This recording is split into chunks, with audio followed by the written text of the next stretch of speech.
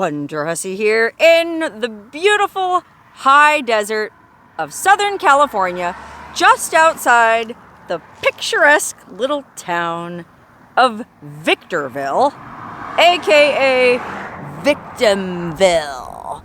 Okay, I knew somebody from the area who said that's what people call it, and at first I thought it was kind of a snooty nickname that people from Los Angeles gave it because people in LA kind of look down on the high desert because, well, it's where a lot of folks move who can't afford to live in LA. But come to find out, it's actually a warranted nickname. I looked it up, and Victorville has a pretty high crime rate. In fact, I think it was listed the 9th most dangerous city in California. So I guess it's pretty easy to be a victim in Victorville.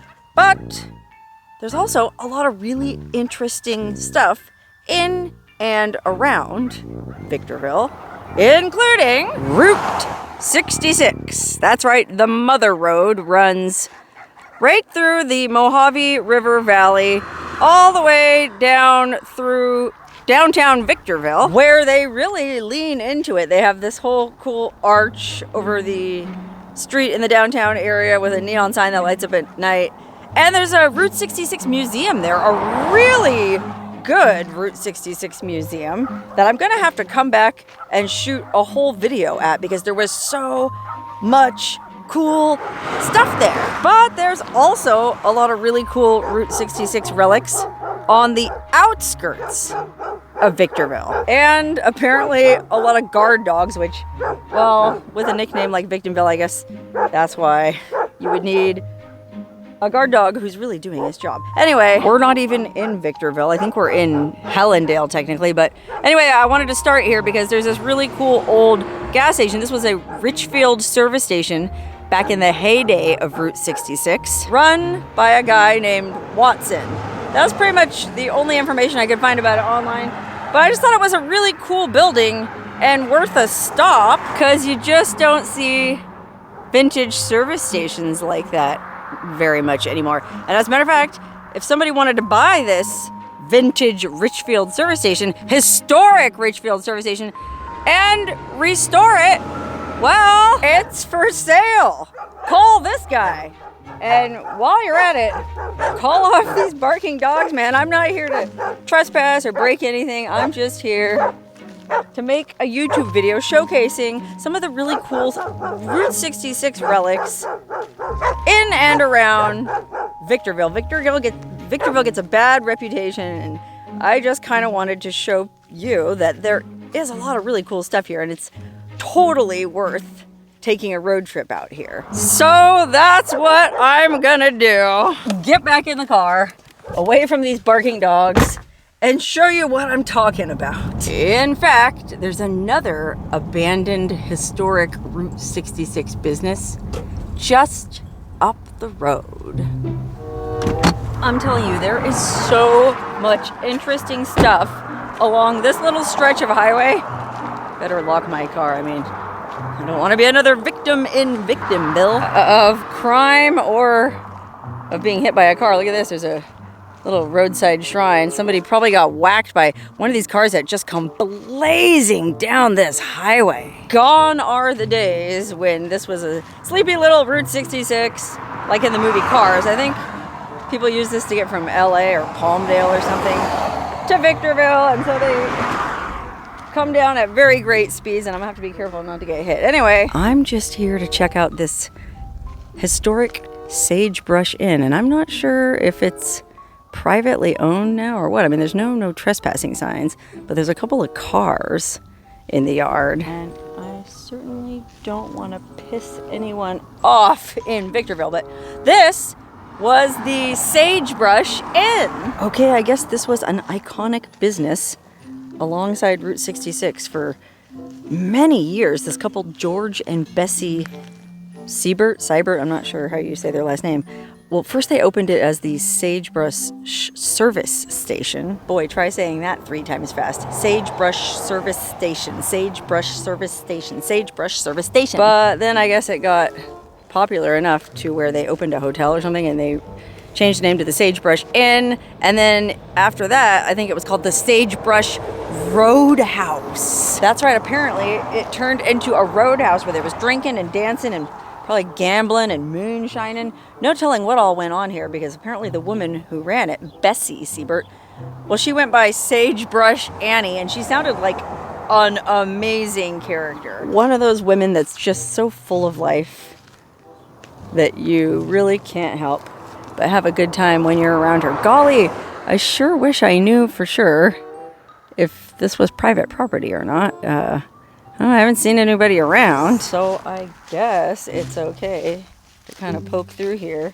and just take a quick look. I gotta be careful though, because, well, this is one of the most active rattlesnake seasons in California history. There's already been 3 deaths, and it's only April. Normally there's only 5 deaths a year. And, well, I'm wearing flip-flops, so I gotta be careful not to get bit by a snake or arrested for trespassing. But look how cool this is. This was, I guess, part of the old Sagebrush Roadhouse. Looks like kind of a Old West ghost town kind of a vibe, with silhouetted figures in the upper windows and tattered lace curtains hanging. Look at that. Oh my gosh. There's nothing more evocative of bygone days than a lace curtain wafting in the breeze in a broken window. Am I right? Anyway, I don't know. I just think stuff like this is so cool. And this stretch of highway outside Victorville is lined with really interesting attractions. So like I say, if you live anywhere in the LA area or in the high desert, this is definitely worth a little road trip. Just be careful on this highway. I mean, look how cool this is. There's an old-timey car. I mean, again, I don't think I'm trespassing. I haven't seen any signs that say not to come in here. So there's this really cool old-timey car. There's all these cool old trunks and cases. There's a saddle out front. I mean, I guess people probably used to ride their horses to the Sagebrush Roadhouse. You know, there's a lot of ranches out in this area, and there was even more ranches out here back in the day when this was open. I think the Sagebrush Roadhouse was open until 1970. So what is that, 1931 to 1970? It's like 39 years. I'm pretty sure George and Bessie operated it that entire time. You know, these folks out here in the high desert live long lives because it's fresh air and a healthy climate. Plus, all that drinking and dancing and moonshining is really good for the blood. Let's look over the fence and see what's back here. Oh man, look at that. There's all these cool old cars. What the heck? Oh man, guys, you should open this up and let people in to see them. They're amazing. Look, we can walk right along the board sidewalk here in front of the old Sagebrush Inn. Oh, look, there's an RV pulling up. I mean, this is marked on Google Maps. It's a well-known tourist attraction. It's just funny that they don't even have like a donation jar out. You think they'd want to collect a few bucks from all these looky-loos stopping by. Look at this cool old bike. Wonder how long that thing's been sitting here. Or look at these cool chairs. Rocking chair on the porch, just like Cracker Barrel. You know, just like folks used to do in the good old days. Oh golly, another car pulled over. Apparently this is a popular stop, and I can totally see why. This would be really cool to do photo shoots. I mean, they probably don't want any scantily clad women coming out here, but hey, you never know. Anyway, I just thought this was a really cool little spot, and definitely worth a stop as I poke my way along Route 66 back toward Victorville. Victorville. I mean, I'm not kidding. This is a really interesting drive. There are some very interesting houses out here, both really nice and really run down. And I bet there's all kinds of interesting characters out here. I'm definitely gonna have to come back when I have more time and poke around a little more. There's all these little communities out here. Like, I guess technically where I started filming this is a little area called Helendale. And then there's, well, I think I'm going through a place called La Delta, which you might go, why on earth would there be a place called La Delta in the middle of the friggin' Mojave Desert? Well, guess what? The Mojave River runs right through Victorville and this area. And and it's actually pretty lush out here. Oh my God, see what I mean about this being so interesting? Some of these houses look like you could be in Mexico almost. And I don't mean that in a bad way, I mean that in an interesting way. You know what I mean? Okay, now I guess we're passing through the little settlement of Oro Grande, which means big gold in Spanish. I guess they must have found gold in the hills around here somewhere. And Oro Grande seems a little more touristy and kind of cutesy in a way. There's a lot of funky roadside attractions to stop at. Unfortunately, I don't have time to stop at all of them, but I do have time to stop at this next place, which is right up the road.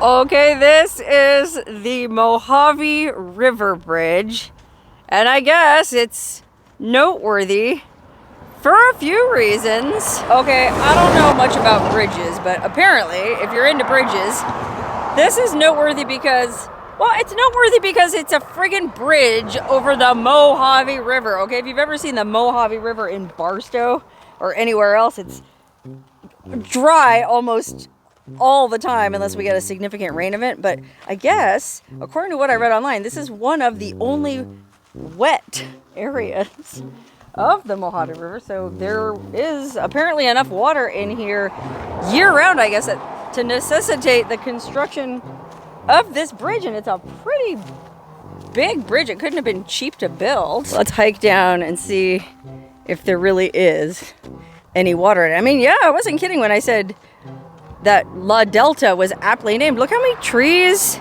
and how much greenery there is down here. And yeah, look, there is water in the Mojave River. By gum, I never thought I would see it, but here we are in April after a pretty dry winter, and there's water in the Mojave River. I feel like I better climb down to it and at least put my toe in it while I have the chance. I mean, I did have the foresight to change into boots for this part of the video because I feel like it's probably real snaky down here. Yikes.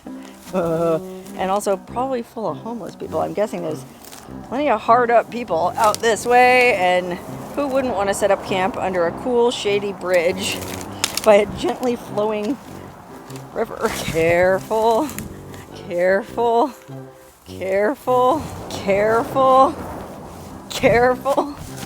Careful. Man, it does look like there have been people hanging out down here. There's some pretty cool graffiti, actually. Look at that.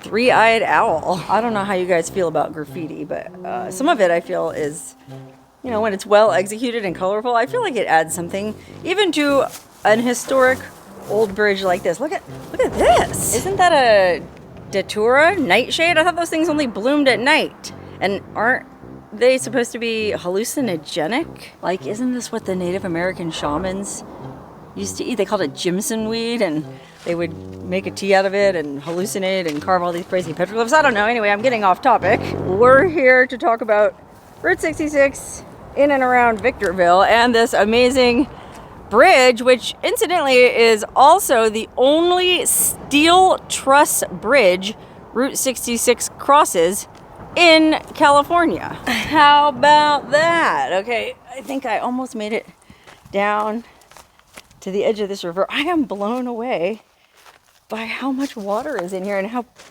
peaceful it is, how bucolic it is down here. I mean, if you didn't know better, you might think we were in a scene from Huckleberry Finn, you know? Huck and Jim getting ready to float down the old mighty Mississippi. As a matter of fact, it looks like somebody did try to float this river. But sadly, I guess the water was too dang shallow and their floaty busted. Well, shallow or no, it's still deep enough to put your feet in, so I'm gonna do that. As a matter of fact, I don't see anyone around here, and it's kind of a hot day, and well, I have a tradition of skinny dipping in interesting places that I go, noteworthy places that I go, and I feel like I couldn't call myself a skinny dipper and a lover of the Mojave Desert unless I skinny dipped in the Mojave River. I didn't even think that was possible, but Here we are. Okay, I'm going in.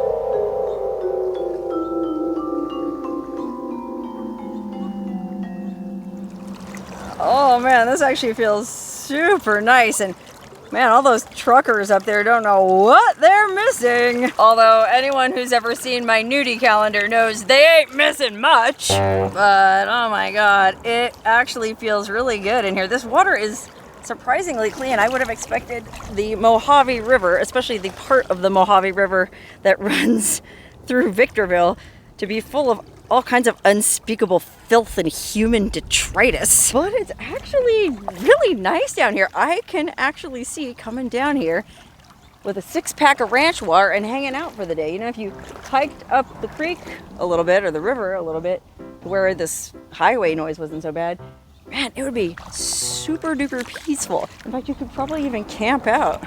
You could do your own little Huck Finn story. I guess I should probably get dressed since I am standing bare ass naked in the middle of the Mojave River in full sight of a pretty major California highway. Route 66! Oh my gosh! Skinny dipping on Route 66!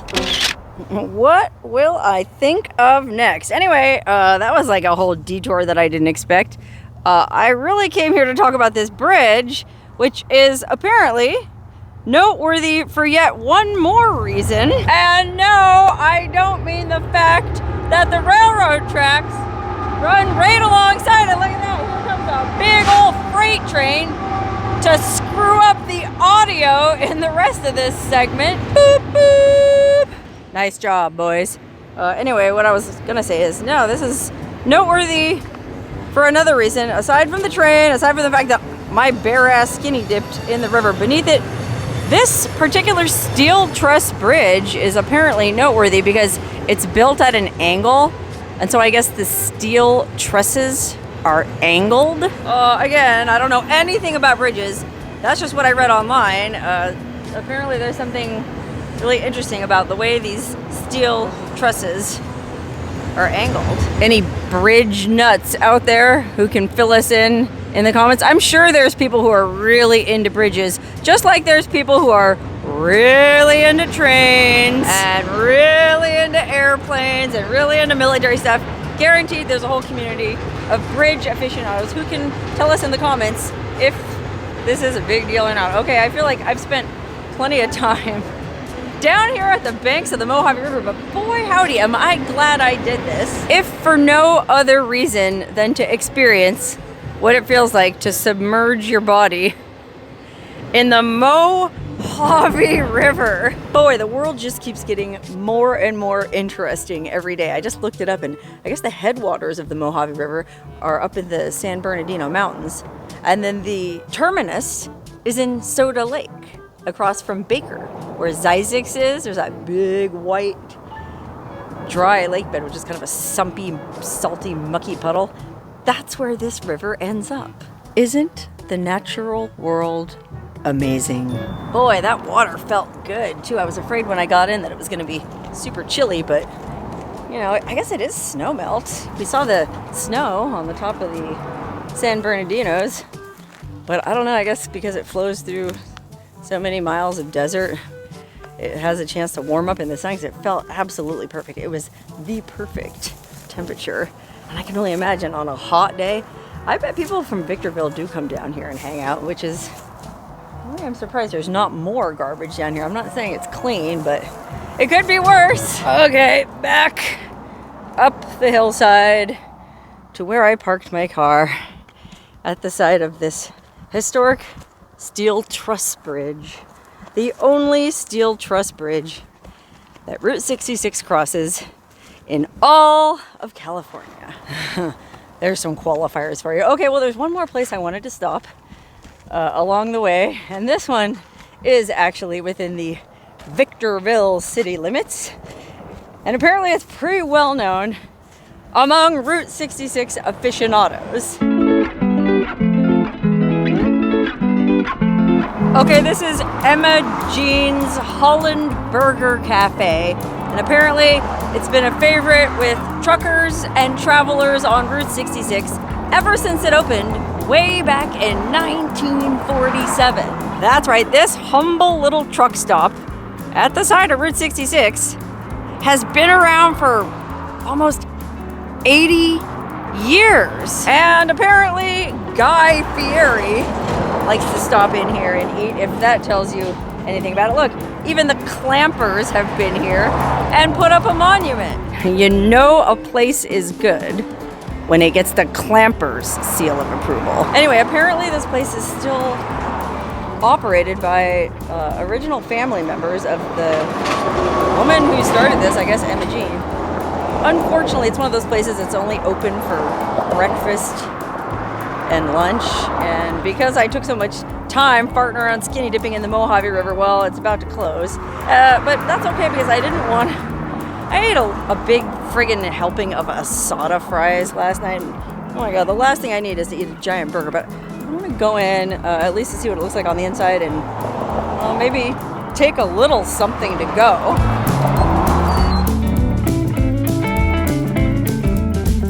Look how cool this is.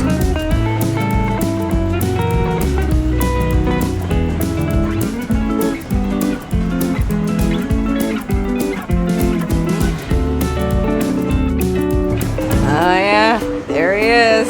Okay, here's the menu, and they have all kinds of amazing stuff on here. Breakfast, omelets, pancakes, trucker special, burgers, shakes. Real ice cream milkshake. Boy, I can never say no to a real ice cream shake, and it just seems like a fitting way to end this video, and I barely even got into Victorville. I guess I'm just gonna have to come back because there is a ton of interesting stuff in this area, not just Route 66 related. I might have to come do a Victorville staycation. In the meantime, I got a bunch of other stuff that I plan to shoot in my journey around California's fabulous high desert. So stay tuned for the next installment.